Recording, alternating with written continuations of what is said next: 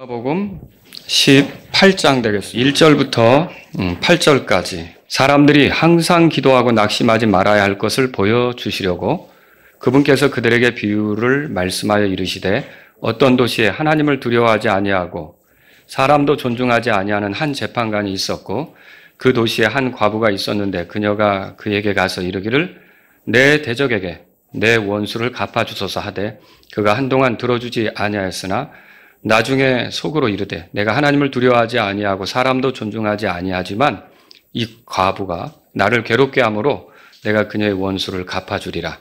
그렇지 않으면 그녀가 항상 와서 나를 지치게 하리라 하였느니라 하시니라. 주께서 또 이르시되 불의한 재판관이 말하는 것을 들으라. 비록 하나님께서 밤낮으로 자기에게 부르짖는 자들 곧 자기의 선택받은 자들을 향하여 오래 참으실지라도 그들의 원수를 갚아주지 아니하시겠느냐. 다 같이요. 내가 너에게 이르노니 그분께서 속히 그들의 원수를 갚아주시리라. 그럼에도 불구하고 사람의 아들이 올 때에 땅에서 믿음을 보겠느냐 하시니라. 아멘. 자, 오늘은 그 1절에 항상 기도하고 낙심하지 말아야 할 것을 보여주시려고 그렇게 했기 때문에 항상 기도하고 낙심하지 말라, 이런 제목으로 말씀을 드립니다. 오늘 우리가 읽은 이 누가복음 18장 1절에서 8절까지의 내용은 이렇게 이 부분만 딱 떼놓고 이렇게 볼 수 있는 건 아니고 앞에서부터 이렇게 연결이 된다고 생각하셔야 돼요. 우리가 몇 주 전에 누가복음, 지난주도 그렇고 몇 주 전에도 누가복음 17장을 보면서 그 하나님의 왕국이 어느 때 임하느냐, 그 질문에 대해서 이제 예수님께서 답을 하는 거, 이거를 이제 살펴봤습니다. 자, 그런데 그것과 관계돼서 이것을 생각하셔야 되는 거예요, 오늘. 그러니까 앞의 내용과 관계돼서 이 본문을 생각하셔야 된다는 거죠. 누가복음 11장에 가보면 2절에서 여러분이 아실 거예요. 그 우리가 주기도문 그러잖아요. 하늘에 계신 우리 아버지여, 그렇게 하면서 말할 때 아버지의 왕국이 임하옵시며 이렇게 기도하도록 가르쳤어요. 그러니까 사람이 다스리는 왕국이 아니라 하늘의 아버지께서 세우시는 왕국이 이 땅에 세워지도록 그렇게 기도하라고 가르친 예가 있다는 거죠. 그런데 이 왕국은 누가 와야만 세워집니까? 예수님이 와야만 세워지죠. 왜 그렇습니까? 예수님이 그 왕이시잖아요. 그 왕국의 왕이시잖아요.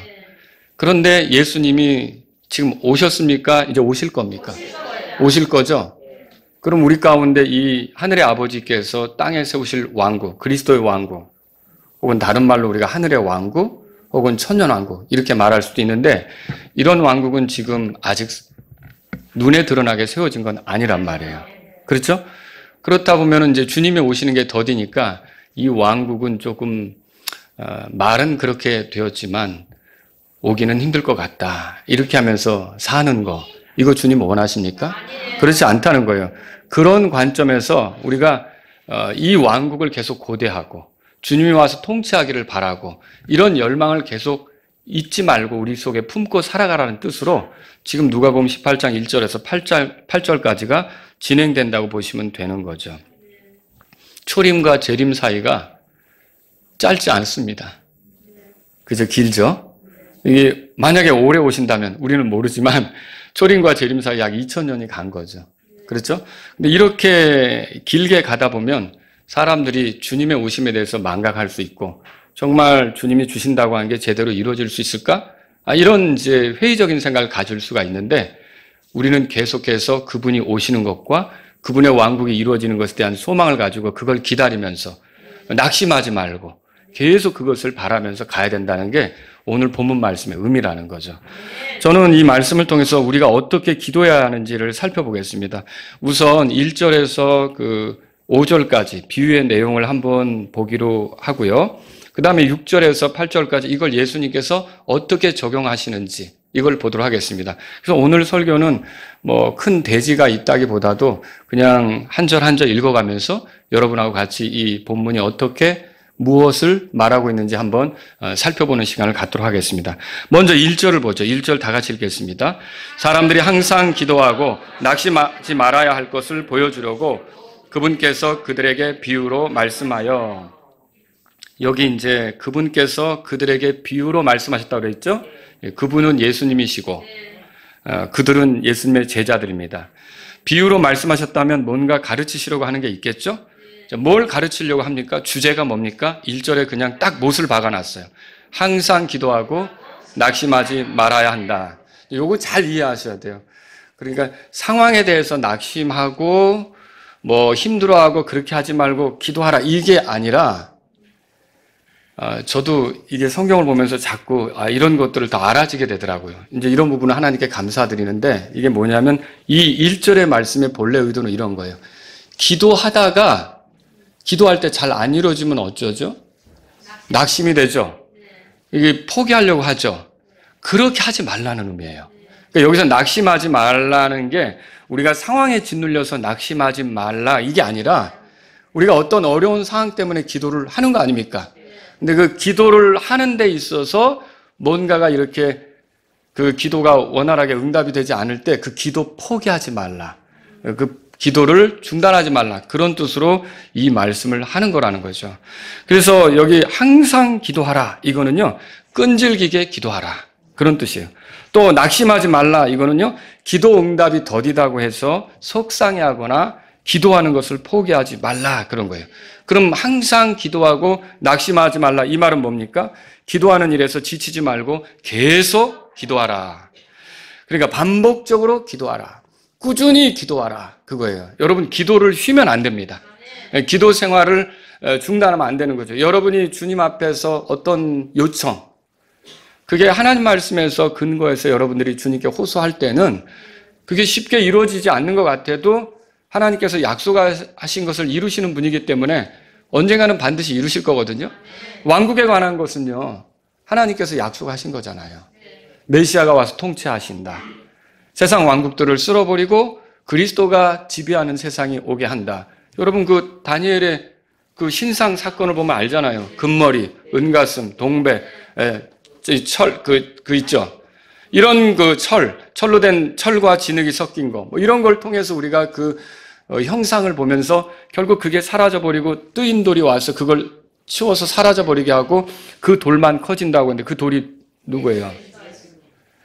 또 이 뜨인 돌 때문에 이단도 또 생겼어요. 돌나라라고 들어보셨어요? 저 지금 브라질로 가가지고 거기 사건 일으키는 사람들. 그게 또 그 행세를 하고 있는 거예요. 그 뜨인 돌 때문에. 돌나라. 예? 그런데 결국은 이런 예언들이 뭘 얘기하는 겁니까? 결국은 그리스도의 왕국이 올 거라는 거죠. 여러분과 제가 이 땅에 보면 세상이 점점 사악해지는데 뭐 그리스도가 언제 오신다는 거야? 이러다 끝나는 거 아니야? 이렇게 생각할 수도 있는데 절대로 그렇게 할 것이 아니라 여러분 우리 계시록이 신약 성경이 어떻게 끝나죠? 한번 보실래요? 계시록 22장. 맨 마지막에 어떻게 끝나는지 보세요. 22장. 자, 20절 보세요. 20절. 다 같이 읽겠습니다. 20절 읽겠습니다. 이것들을 증언하시는 분께서 이르시되 내가 반드시 속히 오리라 하시는도다. 아멘. 주 예수님이여 과연 그와 같이 오시옵소서. 여러분 주님이 오시는 것을 바라는 그 기도, 그것에 대한 열망, 이게 꺾여서는 안 되는 겁니다. 매일의 삶 속에서 주님 아멘 주 예수여 오시옵소서 라는 마음으로 여러분과 저는 살아야 되는 거예요. 우리 교회 이름 뭐예요? 이름은 마라나타인데 마라나타가 뭐예요? 주 예수님의 오심 아닙니까? 주 예수님이 임하시는 거에 대해서 말하는 거 아닙니까? 근데 교회는 마라나타를 다니고 있는데, 마라나타 침례교를 다니고 있는데 예수님의 오심에 대해서 이제는 그냥 잘 사는 거지 뭐 오시겠어? 여러분 이렇게 하면 안 된다는 거죠. 예수님의 오심에 대한 열망, 이거는 꺾이지 말고 항상 주님 오시옵소서, 이런 열망으로 여러분이 기도하실 뿐만 아니라 그 기도를 포기하지 말고 꾸준히 해야 된다는 거죠. 낙심해서는 안 되는 거예요. 이게 이제 우리가 기도할 때 꾸준히 해야 된다는 걸 보여주죠. 어디서 성경을 배웠는지 어떤 사람들은 단 한 번만 기도하면 된다고 가르치는 사람들이 있어요. 그리고 우리 교회 같이 이렇게 여러분 저 뒤에 보면 기도 수첩 있잖아요. 월요일에 무슨 기도하고, 화요일에 누구를 위해서 기도하고, 수요일에 누구를 위해서 기도하고, 우리가 그거 우리 집에도 이렇게 그거 보고서 기도하는 가족들이 있어요. 매일 보면 직장 갔다 와서 또 기도하고, 뭐 또 따로 시간 가질 때도 기도하고, 기도하는 사람들이 있어요. 근데 기도가 같은 기도잖아요. 그게 이루어질 때까지는 계속 기도하는 거잖아요. 자, 이거를 비꼬는 거예요. 뭐라고 비꼬냐면 중언부언하는 거다. 여러분 맞습니까? 모든 기도는 한 번씩만 하면 된다. 여러분 성경에 과연 그렇게 됩니까? 엘리야가 갈멜산 꼭대기 올라가서 비 내리도록 할 때, 비 오도록 기도할 때 몇 번 기도했어요? 7번 기도했던 게 써 있어요. 7번 같은 자세로 기도하고 마침내 가서 한 번 기도하고 사원에게 무슨 변화가 있냐? 하늘에 아무것도 없습니다. 또 2번 가서 기도하고 뭐 있나 봐. 없습니다. 3번 기도하고 7번째 가서 기도하니까 손바닥만한 구름이 떴습니다. 그럼 됐다. 하나님께서 응답하신 거다. 그리고서는 아합에게 가서 큰 비가 내릴 테니까 빨리 여기를 피하라고 하잖아요. 그래서 마차 몰고 달리는데 거기서 엘리야가 축지법으로 하나님이 허락하신 걸로 마차 앞으로 뛰어 달려가는 게 성경에 나오잖아요. 세상에서 제일 빠른 사람이 엘리야라고 그랬잖아요. 예. 그러니까 뭐예요? 7번 기도하고 비가 내린 것을 성경을 통해 본다는 거죠. 사도 바울도 3번 자기에게 이제 육체의 가시가 떠나도록 구했다는 거 있잖아요. 여러분 한 번만 기도하고 끝나는 거 아니라는 거죠. 오늘 성경 기록에도 보면 과부가 나오는데 예수님의 비유 속에 등장하는 과부는 대적이 있었어요. 억울한 일을 만났나 보죠. 자, 이거를 해결받는 방법은 재판관에게 가는 건데, 자, 이 여자가, 과부가 재판관에게 한 번만 갔어요? 아니에요. 사람이 이렇게 민폐를 끼치면 안 되지. 가서 한 번만 얘기하자. 라고 조용히 기다리자. 그랬어요? 그랬더라면 아마 이 여자의 그 소원, 이 여자의 원하는 것은 해결받지 못했을 거죠. 이 여자는 어떻게 했어요? 계속 가서 구했잖아요. 여러분, 우리가 그 앞에서도 기도에 대해서 공부하지 않았습니까? 누가복음 11장 가보세요. 누가복음 11장. 11장. 5절에 보세요. 5절. 우리 5절 보겠습니다. 제가 읽겠습니다. 또 그분께서 그들에게 이르시되 너희 중에 누가 친구가 있는데 한밤중에 그에게 가서 그에게 말하기를 친구여 내게 빵 3개를 빌려다오. 내 친구가 여행 중에 내게 왔으나 그 앞에 차려놓을 곳이 내게 없노라. 아이 참 예의도 없어요. 한밤중에 찾아갔다니까. 근데 한밤중에 친구 집에 찾아갔는데 친구 집에 찾아간 이유가 뭐냐면 자기 집에 친구가 놀러 온 거예요. 근데 대접할 게 없는 거예요. 이 옆집에는 있겠지 하고 옆집에 가서 이복의 친구, 내 친구가 왔는데 그 친구에게 대접할 게 있도록 좀 빵을 좀 줘. 그러니까 뭐라 그러죠? 7절에 그가 안에서 응답하여 이르기를 나를 괴롭게 하지 말라. 이제 문을 닫았고 내 자녀들이 나와 함께 잠자리에 들었으니 내가 일어나 내게 줄 수 없노라 하긴. 다 내 이불 깔고 자는데 내가 이 빵을 줄 수 있겠느냐 그렇게 말하겠느냐는 거죠. 그 밑에 구절 다 같이 읽겠습니다. 8절 다 같이 읽습니다. 내가 너에게 이르노니 그가 자기 친구이므로 그가 일어나 그에게 주지는 아니할지라도 그가 뭐라고 돼 있어요? 귀찮게 졸라됨으로 일어나 그의 필요대로 다 그에게 주리라. 그래서 여러분 이 누가복음 18장에 등장하는 과부 여자도 재판관에게 한 번만 가지 않았습니다. 2번, 3번 아마 계속해서 갔을 거예요.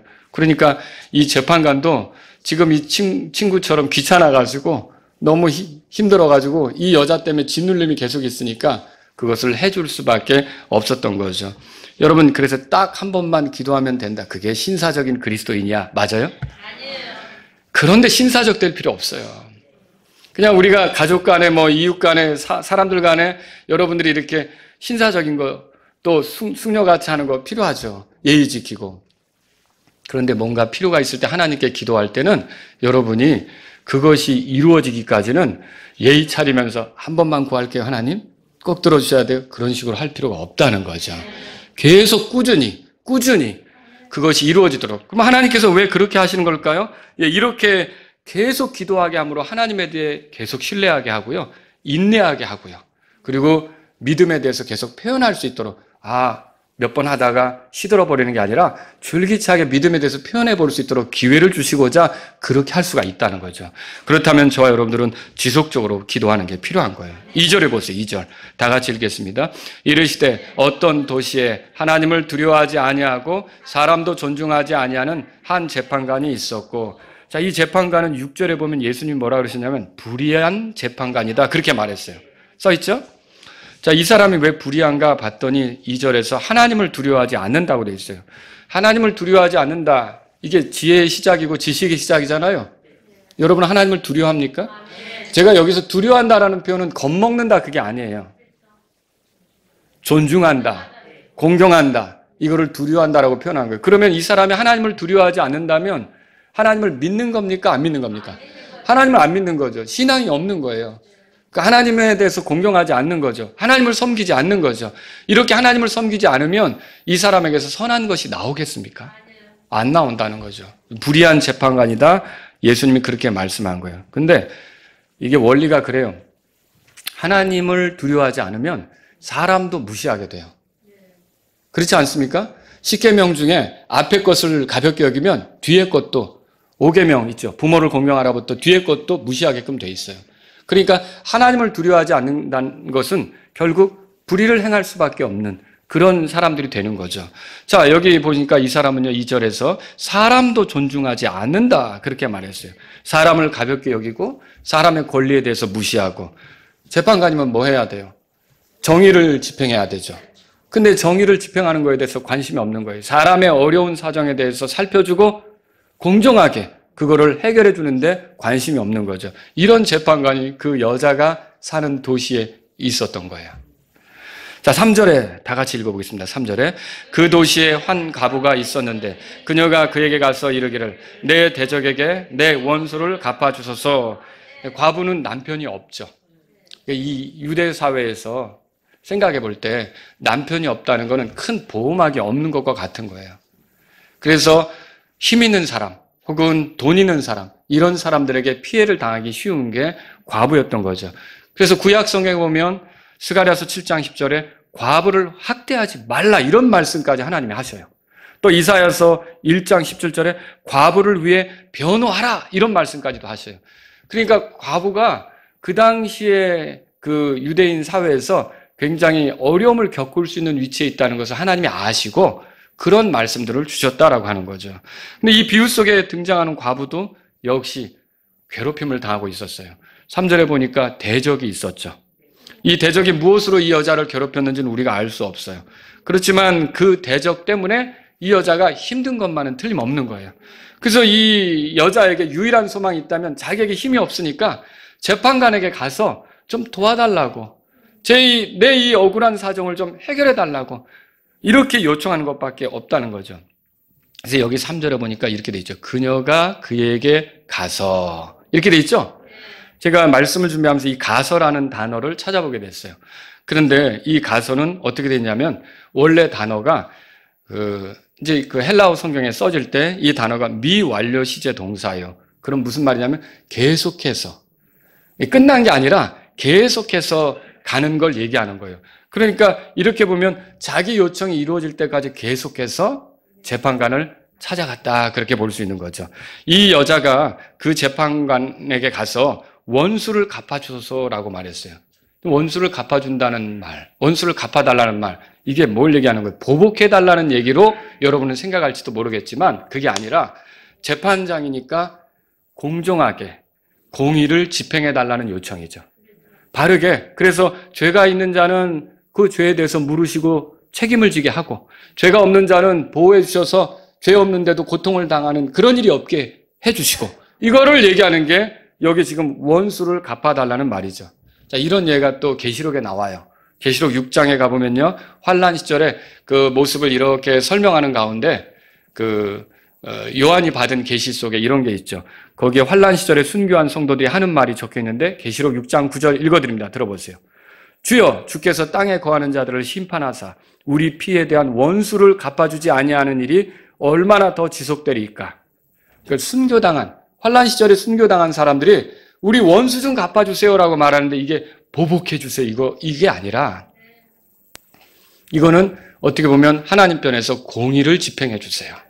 그래서 악에 대해서 심판해 주시고 또 이렇게 악하게 굴지도 않았는데 고통당하고 죽임당한 사람들에 대해서 그 사정을 헤아려 주세요. 그리고 보상해 주세요. 이런 것들을 원수를 갚아달라 이렇게 표현했다라고 할 수 있는 거죠. 자, 4절, 오늘 누가복음 18장 4절 5절을 한번 같이 읽어보겠습니다. 같이 읽겠습니다. 그가 한동안 들어주지 아니하였으나 나중에 속으로 이르되 내가 하나님을 두려워하지 아니하고 사람도 존중하지 아니하지만 이 과부가 나를 괴롭게 하므로 내가 그녀의 원수를 갚아주리라. 그렇지 않으면 그녀가 항상 와서 나를 지치게 하리라 하였느니라 하시니라. 자, 여기 이 재판관이 과부의 요청을 들어주지 않았던 이유가 4절에 써 있어요. 들어주지 않았던 이유가 뭐예요? 하나님을 두려워하지 않고 사람도 존중하지 않았기 때문이죠. 그거예요. 하나님을 두려워했다면 이렇게 그 억울한 과부의 사정에 대해서 모른 척하진 않았겠죠. 근데 하나님을 두려워하지 않다 보니까 사람도 무시하고 사람을 무시하다 보니까 과부의 요청도 가볍게 여긴 거예요. 그 억울한 사정을 헤아려 주지 않은 거죠. 이 사람은 자기 자신을 알고 있어요. 그래서 여기 보면은 여러분 그 4절에 그가 속으로 이르되 그랬어요. 그렇죠? 찾으셨죠? 속으로 이르되. 가끔 사람들이 이렇게 속으로 뭔가 깨달을 때가 있어요. 집을 나갔던 탕자 아시죠? 그 사람도 뭐 잘 살 줄 알고 나갔지만 나중에는 완전 거지가 됐잖아요. 그래서 돼지들이 먹는 거 먹으려고 그 돼지 치는 사람 집에 가서 거기서 같이 뒹굴면서 그 먹는 거 얻어 먹으려고 했는데 그것도 쉽지 않았고 거기서 속으로 생각했죠. 내가 이러다 죽겠구나. 내 아버지 집에는 얼마나 풍족한 게 많은가. 거기서는 굶어 죽는 품꾼은 없는데 그렇게 속으로 생각했잖아요. 하나님께서 가끔 이렇게 사람들에게 일깨우실 때가 있다는 거죠. 자, 이 사람도 역시 속으로 자기가 이렇게 하면 안 되겠구나라는 것을 이제 깨닫게 된 거예요. 인정하게 된 거예요. 그래서 마침내 재판관이 5절에 보니까 원수를 갚아주겠다고 결정을 해요. 근데 이렇게 결정하는 이유는 이제 그렇게 하지 않으면 이 여자가 그제도 오고 어제도 오고 오늘도 오고 내일도 오고 모레도 오고 계속 와서 귀찮게 할 것 같아요. 그래서 나를 지치게 할 것 같다. 그렇게 이제 생각을 했던 거죠. 근데 여기 보면 이제 나를 지치게 할 것 같다. 그렇게 말했는데 항상 와서라는 말이 있어요. 항상 와서. 여러분 여기서 기도하는 원리를 배우시라는 거죠. 항상 기도하셔야 돼요. 계속해서. 그래서 제가 아는 어떤 어르신은 하루에 3번 기도하시더라고요. 근데 자녀들, 집안 식구들 또 뭐 구원받아야 될 사람들 뭐 이렇게 기도하는데 거의 기도 레파토리는 같으세요. 근데 누군가는 왜 그렇게 무슨 똑같은 기도를 그런 식으로 하냐? 항상 매달리는 거예요. 하나님께. 여러분 그게 잘하는 거라는 거죠. 항상 그렇게 기도하라는 거죠. 그런데 보세요. 그가 와서 나를 지치게 하리라 그랬는데 이 지치게 한다는 말이 갖는 의미를 또 말씀을 준비하면서 찾아보니까 이게 또 재미난 표현이에요. 눈을 때려 멍들게 한다. 그런 표현이에요. 그러니까 계속 쳐가지고 멍이 들게 하는 거죠. 그런 거예요. 와서 그럼 여러분이 보세요. 어떤 사람이 하도 그것 때문에 고생을 해서 여기 다크서클이 생긴다고 생각해 보세요. 그만큼 지치고 피곤한 정도가 되겠죠. 그래서 이 사람은 나는 그 꼴 나는 것은 싫다. 이거 빨리 이 여자의 그 소원을 해결해 줘야겠다. 이렇게 마음을 먹었던 거죠. 그래서 결국은 이 여자의 소원이 해결되는 걸로 끝납니까? 예, 해결되는 거죠. 이제 6절부터 이제 이걸 예수님이 어떻게 적용하시는지 보자는 거죠. 자, 예수님께서 6절에 제가 읽습니다. 주께서 이르시되 불의한 재판관이 말하는 것을 들으라. 여기에 키포인트가 있다는 거예요. 이게 항상 와서 나를 지치게 할 것 같으니까 내가 들어줘야겠다라고 했던 게 열쇠라는 거죠. 기도의 원리에도 그런 게 있다는 거예요. 여러분 이걸 잘 생각하셔야 돼요. 7절 다 같이 읽습니다. 비록 하나님께서 밤낮으로 자기에게 부르짖는 자들 곧 자기의 선택받은 자들을 향하여 오랫동안 참으실지라도 그들의 원수를 갚아주지 아니하시겠느냐. 밤낮으로 부르짖는다. 이게 계속해서 부르짖는다는 그런 의미예요. 그러니까 이게 끊임없이 이제 그러면 뭐 목사님 밥도 안 먹고 그것만 하나요? 그게 아니라 다른 일도 하겠죠. 근데 또 그걸 꺼내놓고 하나님께 기도하고 또 뭐 하다가 또 그걸 꺼내놓고 하나님께 기도하고 또 뭐 하다가 또 그거 시간 되면 하나님께 꺼내놓고 기도하고 아시겠죠? 이렇게 계속 기도하는 것을 밤낮이라는 이제 표현을 써서 설명한 겁니다. 그렇게 부르짖는 자들의 기도에 하나님께서 침묵으로 일관하시겠느냐? 예수님이 그렇게 물은 거예요. 그렇게 하시겠습니까?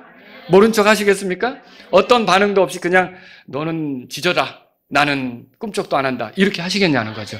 그렇지 않다는 거죠. 그래서 7절 끝에 뭐라 그러냐면 그들의 원수를 갚아주지 아니하시겠느냐 그렇게 말했던 거예요. 다시 말하면 하나님께서 그 기도를 들으시고 반드시 정의를 집행해 주신다. 그걸 말하는 거죠. 특히 이 그분께서 여기에 이제 그 기도하는 자들을 표현할 때 예수님께서 기도하는 자들을 표현할 때 자기의 선택받은 자들 이렇게 표현했어요. 이게 이제 뭘까? 자기의 선택받은 자들은 어떻게 보면 1차적으로는 이스라엘 백성을 얘기할 수 있어요. 자, 마태복음 24장 24절에 보면 환란 시절에 그 하나님의 왕국이 오기 직전에 유대인들이 그 멸망에 가증한 것이 섰을 때 결국은 도망 다니는 일이 생기잖아요. 도망 다니는 일이 생기는 거예요. 그때 선택받은 자들에 대해서 표현을 해요. 선택받은 자들 중에 몇도 속인다는 말이 있고, 선택받은 자들을 위해 날도 감한다는 말이 있고, 그때 선택받은 자들은 유대인들을 가리키는 거예요. 유대인들을 가리키는 거죠. 자, 이걸 유대인들에게 적용할 수 있는 이유는 유대인들은 가나안 땅을 차지한 이후로 주변 왕국들로부터 환영받지 못했어요. 지금도 전쟁하잖아요. 그죠? 그때 이후로 지금까지 주변의 사람들이 얼마나 하나님이 이거 우리에게 주신 건데? 라고 그들이 정당하게 주장하지만 그걸 모르는 주변 사람들은 니네들 왜 여기 와서 털을 내리고 그렇게 하려고 그래? 괴롭히잖아요. 그리고 또 주변 민족들이 계속 와서 어때요? 이스라엘 백성이 잘 못할 때는 몽둥이 역할을 하면서 험하게 다루는 일이 있었잖아요. 그러니까 유대인들이 편하게 지내질 못했던 거예요. 그때마다 유대인들은 뭘 기다릴까요? 메시아가 오기를 기다리겠죠. 메시아의 왕국이 오기를 기다리겠죠. 언제쯤 그 왕국이 오겠느냐고 호소하겠죠. 지금도 통곡의 벽이라고 그런 데 가면 유대인들 그 검은 모자 쓰고 막 머리카락 이렇게 라면 머리 있잖아요. 곱슬머리 이렇게 하고서 거기 보면서 통곡의 벽에서 기도하잖아요. 그들이 뭘 그렇게 기도하고 간절히 열망할까요? 그 메시아가 오는 거, 그리스도가 오는 거를 원한다는 거죠. 그게 이루어질까요? 왜 하나님께서 모른 척 하시겠습니까? 하나님께 선택받은 자들이 구하는데. 그리고요, 또 이 선택받은 자들은요, 그분의 왕국을 기다리는 그분의 제자들도 해당하는 거예요. 여러분도 해당하는 거예요. 이 땅의 삶이 쉽지 않아요. 여러 가지 나를 위축시키는 게 많아요. 그렇지만 그리스도께서 오시면 여러분 모든 것이 변한다는 걸 믿으십니까? 바뀐다는 걸 믿으십니까? 그리스도를 기다리세요? 그리스도께서 오시는 것을 원하느냐는 거죠. 여러분, 우리가 이 땅에 사는 동안도 쉽지가 않습니다. 왜 쉽지 않아요? 여러분에게 대적이 있죠. 내 주변에 대적이 있다고? 여러분, 우리 주변에 대적이 있어요. 그 대적은 휴일이 없어요. 그 대적은 끊임없이 연구해요. 그 대적은 내가 뭐가 약한지를 찾고요. 그 대적은 그 약한 부분을 파고들어요. 그 대적이 누굽니까? 사탄이죠. 사탄이에요. 그 대적이 또 부리는 게 있어요. 세상이죠. 이 세상을 통해 나를 혼란스럽게 하죠. 이 세상을 통해 나를 험한 것에 빠지게 하죠. 이 세상을 통해 나를 시간을 낭비하게 하고 이 세상을 통해 내가 엉뚱한 데 매이게 하죠. 그리고 또 이 대적이 있어요. 내 안에 성령님이 계시지만 이 육신, 이것은 얼마나 이 대적과 짝짝꿍이 돼서, 그러니까 이게 무서운 게 간첩이 더 무섭다 그랬잖아요. 밖에 있는 그런 적보다 내 안에 간첩이 있다니까요. 간첩이 육신이에요, 육신. 그렇죠? 이런 것들이 짝짝꿍이 돼서 끊임없이 나를 쓰러뜨리려고 한다고요. 그럴 때 여러분, 이 문제를 해결하는 방법은 뭡니까? 그리스도께서 오시면 내 몸이 변화되고 죄와 상관없는 몸이 되고 거룩한 삶을 온전히 살 수 있으며 하나님과 함께 이제 그리스도가 이 땅으로 오실 때, 여러분 그리스도가 지상에 다시 오시는 거 알아요? 자, 그때 그리스도가 오실 때 그분만 오십니까? 우리도 데리고 오십니까? 그렇게 믿으세요? 그리스도께서 우리도 데리고 오시는데 부활한 우리와 함께 그분의 왕국을 다스리는 걸 믿으세요? 이 왕국을 여러분이 기다리십니까? 자, 그런데 그걸 바라보고 기도한다면, 여러분 그걸 바라보고 갈망한다면 그게 이루어질까요? 죽어도 안 이루어질까요? 이루어진다는 거죠. 어느 때인가 이루어진다는 거죠. 여기 속히 이루어진다고 그랬어요. 그게 하나님의 뜻에 의해 더딘 것 같지만 그게 이루어지려고 치면 아주 급속도로 이루어진다는 거예요. 지금 그 얘기를 하고 있는 거예요. 손양원 목사님이라고 아시죠? 예, 사랑의 원자탄. 나병 환자들을 섬기고. 근데 그분이 또 일제에 맞서서 이렇게 활동도 하시고, 그분이 감옥에도 가신 적도 있고. 근데 그분이 노래하는 거 있죠. 낮에나 밤에나 눈물 머금고 내 주님 오시기만 고대합니다. 기다립니다. 여러분 아시죠? 이 마음속에 주님에 대한 그 기대, 그 열망이 그분이 살아있을 때는 이루어지지 않았지만 영원히 이루어지지 않는 건가요? 아니에요. 반드시 이루어질 때가 있다는 거죠.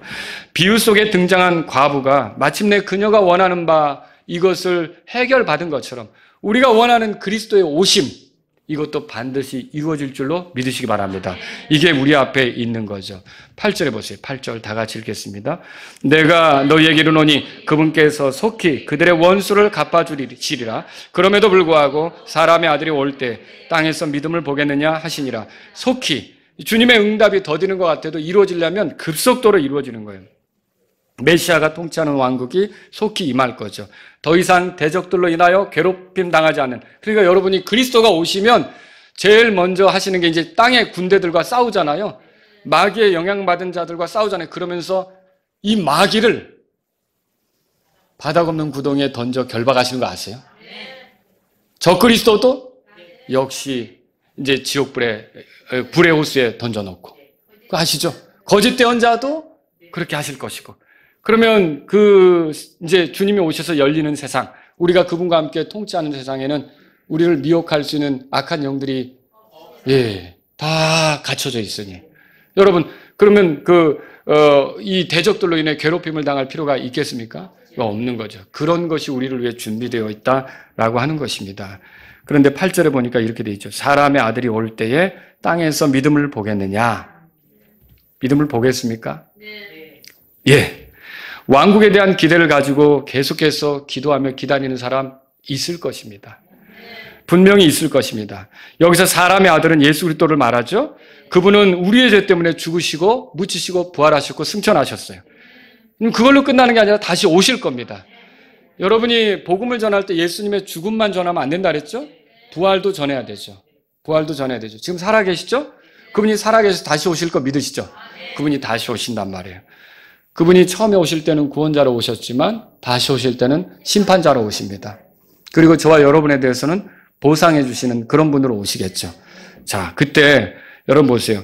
세상은요, 사실은 주님이 오시기 직전의 세상을 보면 믿음을 찾기가 어려운 거죠. 회개도 안 한다고 요한계시록에 써 있어요. 사람들이 돌이킬 생각을 안 하는 거죠. 그 잘못을 깨닫고 돌이키면 좋은데 그래도 그 중에도 믿음을 가진 사람들은 있을 거라는 거죠. 여러분 그렇지 않습니까? 믿음은 여기서 말하는 믿음은 뭐예요? 하나님의 아들에 대한 믿음이에요. 그분이 반드시 오시리라는 믿음이죠. 그분의 왕국이 세워지리라는 믿음이죠. 구원받은 강도에게도 이 믿음이 있었어요. 십자가에서 예수님이 못 박힐 때 두 사람의 강도가 있었죠. 그 중에 한 강도가 예수님께 요청했잖아요. 주여, 주님의 왕국에 들어오실 때에 저를 기억해 주십시오. 그래? 네가 오늘 나와 함께 낙원에 있으리라. 낙원에 있다는 말은 구원받는다는 말이에요. 지옥을 안 간다는 말이죠. 그러면 그 사람은 어떻게 해요? 그리스도가 왕국에 들어오실 때, 다시 말하면 자신의 왕국을 지상에 세울 때 그 사람도 같이 거기서 살아가게 된다는 거죠. 이 약속을 주님이 하신 거예요. 여러분, 이렇게 땅에서 우리가 보여드릴 게 믿음이라는 거예요. 낙심하거나 포기하지 않고 계속, 그래서 기도는 믿음의 표현이에요. 여러분이 기도한다면 계속 믿는다는 것을 보여드리는 셈이 되는 거죠. 이제 사람들은 그분을 찾지 않고 그분의 오신다는 약속이 어디 있느냐? 더디다. 이것 때문에 이제 그 약속을 비꼬고 비난하겠지만, 그래서 그분의 오래 참으심마저 조롱하겠지만, 그리고 그분이 오신다는 것에 대해서 이제 무시하고 기다리지도 않겠지만, 믿음이 있는 사람들은 있다는 거죠. 많지는 않겠지만, 여러분 땅에 믿음이 있을 것이에요. 이게 믿음이 묘한 거예요. 하늘에서는 믿을 필요가 없어요. 거긴 다 모든 걸 알게 될 거고 모든 게 다 오픈이 되고 또 여러분이 누리는 거죠. 근데 땅에서는 보이지 않잖아요. 볼 수 없잖아요. 믿음이 필요한 거죠. 지옥에 들어가면 믿음 필요합니까? 그때는 늦어요. 믿을 수도 없고요. 그러니까 믿음이라는 건 땅에서만 필요한 거예요. 그래서 땅에서 믿음이 필요한 거죠. 근데 이 믿음을 보여드리는 사람들은 어떤 사람들이에요? 지치지 않고 계속 주님께 기도하는 사람들이라는 거죠. 말씀을 정리해보죠. 오늘 이 말씀은 우리가 항상 기도하고 낙심하지 말아야 함을 가르칩니다. 그렇게 밤낮으로 하나님께 부르짖는 자들을 성경은 선택받은 자들, 그렇게 표현하고 있어요. 선택받은 이스라엘은 지금도 통곡의 벽에서 그리스도가 오시기를 기도하고 있어요. 그리고 구원받은, 영적으로 선택받은 우리들도 예수님의 피를 통해 죄 용서를 받고 어떻게 해요? 은혜의 왕자에 담대히 계속 나가는 거예요. 그러면서 하나님의 도움을 구하는 거죠. 여러분, 이런 것을 통해서 몇 가지 여러분에게 오늘 본문을 통해 알려드리고 싶은데, 첫 번째 뭐냐면요, 그리스도인의 삶에도 어려움과 고난이 있다는 거예요. 반대가 있다는 거예요. 오늘 우리는 이 과부에 대해서 살펴봤는데, 과부가 대적이 있었죠. 제가 이제 어렸을 때 동화책을 좋아해서 많이 읽었는데, 잠자는 숲속의 공주, 백설공주, 그리고 지금은 이름이 기억 안 나는데 탑에 갇혀있는 어떤 공주도 있었고, 여러 공주의 이야기가 있었는데, 이게 다 마지막은 어떻게 되냐면, 왕자님을 만나서 행복하게 살았더라. 그게 끝인 줄 알았어요. 그래서 결혼하면 행복한가 보다. 오늘 어제 결혼했는데 제가 이 얘기를 해서 좀 그렇지만, 이 결혼하고 행복한 게, 다 좋을 줄 아는데 풀어나가야 될 문제가 얼마나 많은지. 압박하는 문제, 스트레스, 나를 짓누르는 거. 그나마 배우자가 있어서 서로 격려하는 거죠. 용기를 북돋아 주는 거죠. 이렇게 가는 거지 쉽지 않은 거예요. 그리스도인의 생애, 예수님 만났다고 해서 어려움 없다? 여러분 아닙니다. 우리가 예수님의 아내가 됐지만 우리가 살아가는 과정에도 굉장히 많은 어려움이 있습니다. 그래서 예수님을 섬기면 모든 게 쉽겠다. 그래서 복음을 전할 때 굉장히 위험한 복음이 뭐냐면 예수 믿으면 다 잘 됩니다. 이것만큼 거짓말이 없습니다. 그러니까 예수님을 믿으면 다 잘 된다는 말을 어떻게 쓰는가 보니까 물질적으로, 건강으로, 출세하는 걸로, 스트레스 받지 않는 걸로 다 잘 된다는 거죠. 맞아요? 그런 식으로 복음 전하면 안 되죠. 예수님 따라가다가 어려움 되게 많습니다. 그거 각오해야 됩니다. 예수님을 믿고 의지한다는 게 많은 대적들을 대체하게 되는 거예요. 우리를 힘들게 하는 게 얼마나 많은지. 이거를 저와 여러분들이 예수님을 믿는다면 각오하셔야 돼요. 그래서 예수님도 우리에게 뭐라고 말씀하셨냐면 세상에서는 너희가 환난을 당할 터이나 기운을 내라, 이 말씀도 하셨어요. 또 사도 바울은 뭐라고 말했냐면 우리가 반드시 많은 환난을 거쳐 하나님의 왕국에 들어가야 하리라. 예수님 믿고 어려움이 없다면 그리고 또 어떤 목사님들은 또 그렇게 가르치기도 해요. 여러분은 절대 그런 데 현혹하면 안 됩니다. 믿으면 어려움이 안 생깁니다. 맞아요? 아니에요.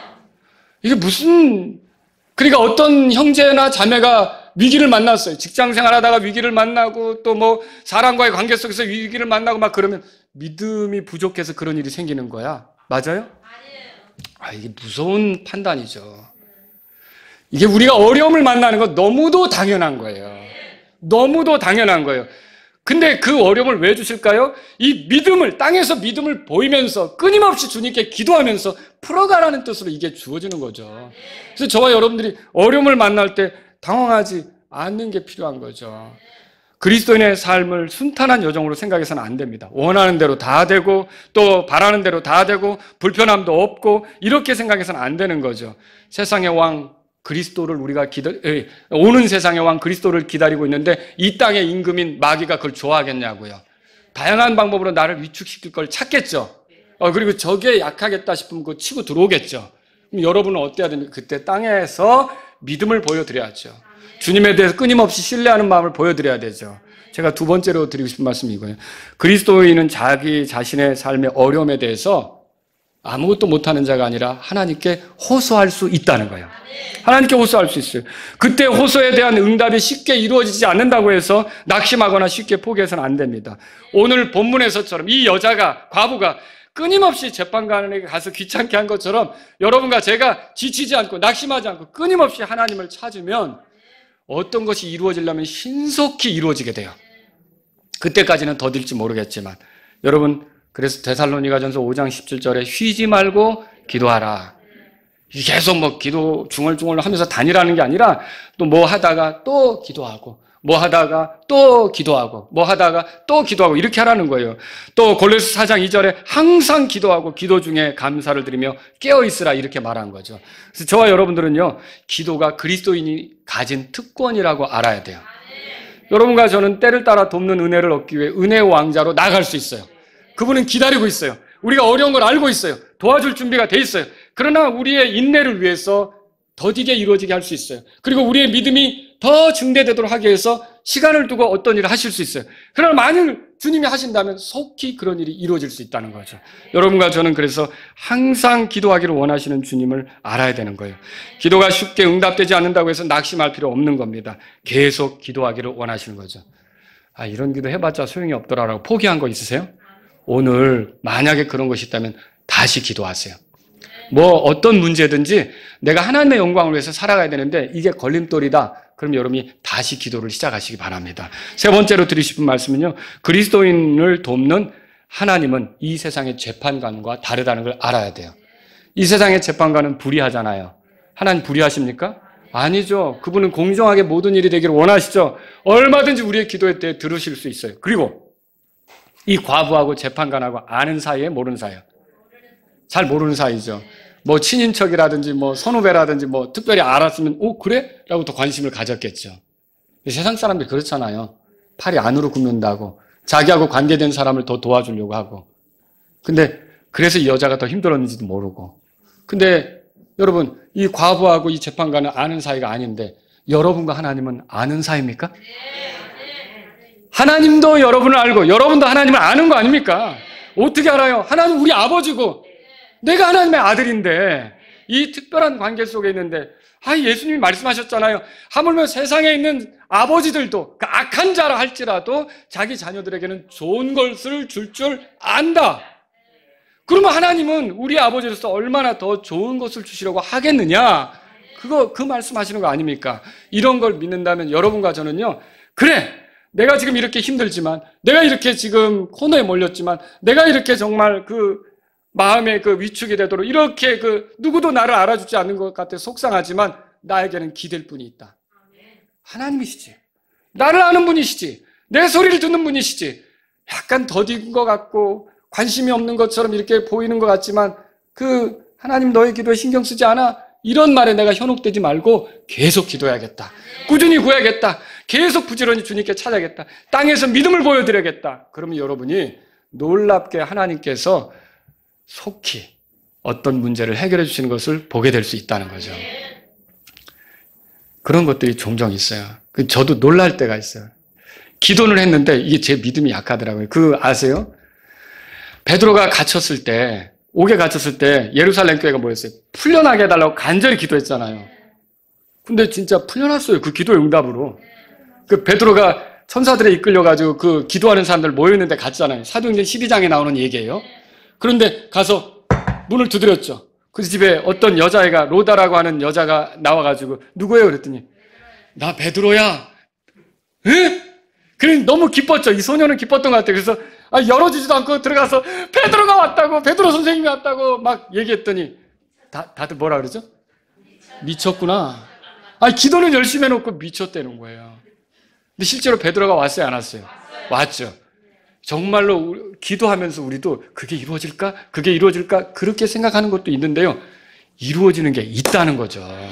하나님은 절대로 우리의 기도에 대해서 모른 척하지 않습니다. 그러니까 저와 여러분들이요. 믿음을 보여드리십시오.